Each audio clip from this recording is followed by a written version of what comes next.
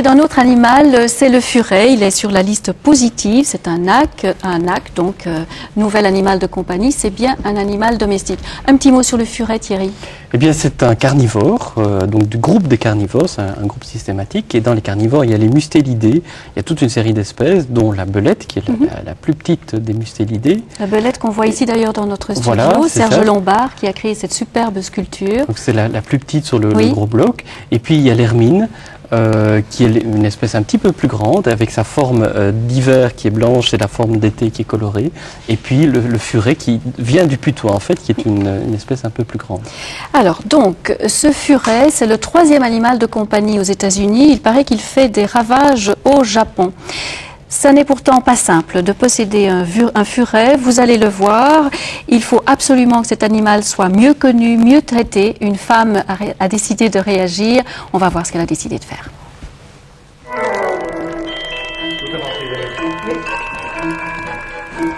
Bon, alors ce petit animal, donc c'est un contrôle de routine finalement. Oui, voilà, c'est ça.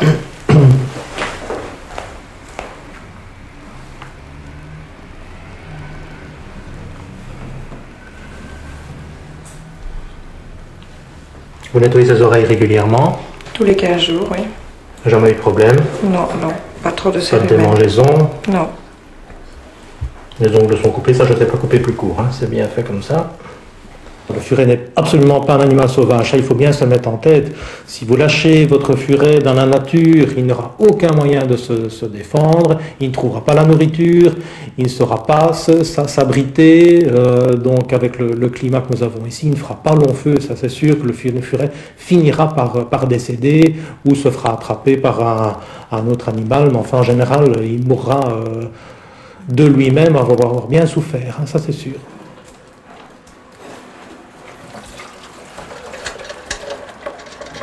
Dès qu'ils sont lâchés dans la nature, ils sont stressés, mais vraiment à 100%. Un furet qui est resté une journée dans la nature, il lui faudra 15 jours de repos pour récupérer tellement il aura été stressé. Et après seulement, on pourra commencer la resociabilisation. Christine Mergent, effarée par le nombre de furets maltraités et abandonnés, a créé la Ligue nationale pour la protection du furet. Elle espère pouvoir freiner les achats inconsidérés et lutter contre l'exploitation du filon par des éleveurs et marchands sans scrupules. Son credo, une meilleure information à tous les niveaux. Ce que nous déplorons en tout cas, c'est que les conseils élémentaires ne sont pas donnés au départ. Et par la suite, je ou d'autres refuges, nous récoltons ce que les magasins ont mal vendu, je vais le dire comme ça. Donc les personnes qui les achètent pensent avoir une petite peluche et ils sont vite dépassés par les événements parce qu'il y a des choses élémentaires à faire au départ, il y a une éducation à donner, et surtout il faut le faire opérer, le faire stériliser pour tempérer son caractère.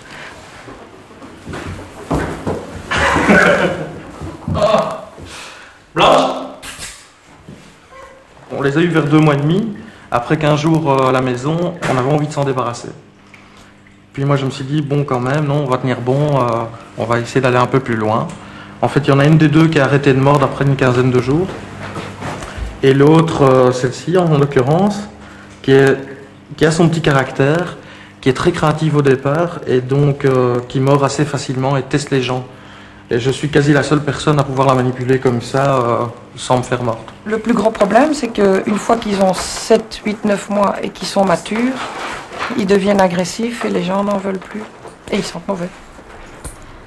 Les furets exigent une attention et une surveillance constante, ainsi qu'une hygiène parfaite. Soin des ongles, des dents, de la fourrure, une litière à changer tous les jours, la vaccination contre la maladie du carré au minimum, et enfin, ils détestent la solitude et l'ennui. Le furet a effectivement des besoins de soins particuliers, principalement au niveau de la femelle. Si elle n'est pas stérilisée à temps, il y a des risques de problèmes de santé graves parce que la femelle va revenir en chaleur régulièrement. Le taux d'hormones va être trop élevé, il y a des risques de dépression au niveau de la moelle osseuse et une maladie grave peut s'en suivre. C'est un des problèmes vraiment les plus fréquents. Le mâle aura moins le problème, mais enfin, il sera aussi régulièrement en chaleur excité Et il y aura des problèmes à ce moment-là de comportement qui peuvent en découler, et d'odeur aussi évidemment. Ce qui est quand même toujours à déconseiller, c'est de ne surtout pas offrir un furet comme cadeau à un enfant. Ça, c'est vraiment quelque chose à éviter formellement. Renoncez donc à l'achat cadeau pour la Noël, une très mauvaise idée. Peu de personnes savent socialiser le furet et la plupart des marchands les vendent trop tôt, avant que la mère n'ait fait leur éducation. Ils sont alors très difficiles à apprivoiser à l'âge adulte. Pour quelques propriétaires qui ont su gérer la cohabitation, combien, déçus par l'échec, ne se débarrassent-ils pas de l'animal ?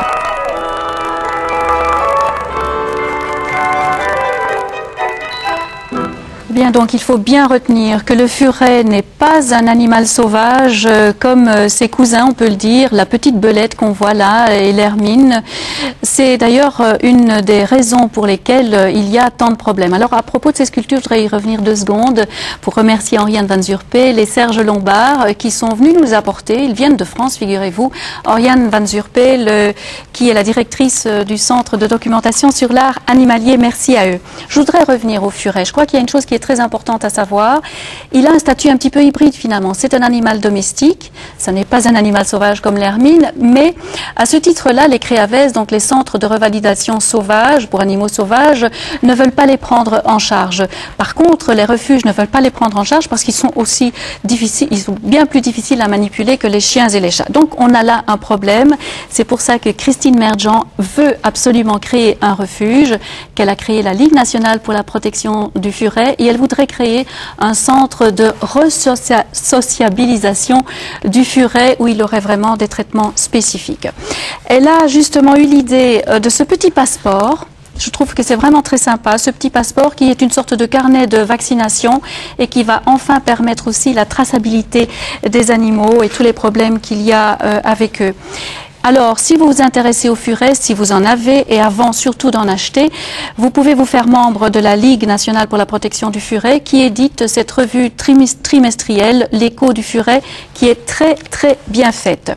Si vous voulez aider Christine Mergent, si vous avez un local pour un refuge ou lui poser des questions, eh bien, vous avez le numéro de téléphone et le mail de la Ligue nationale.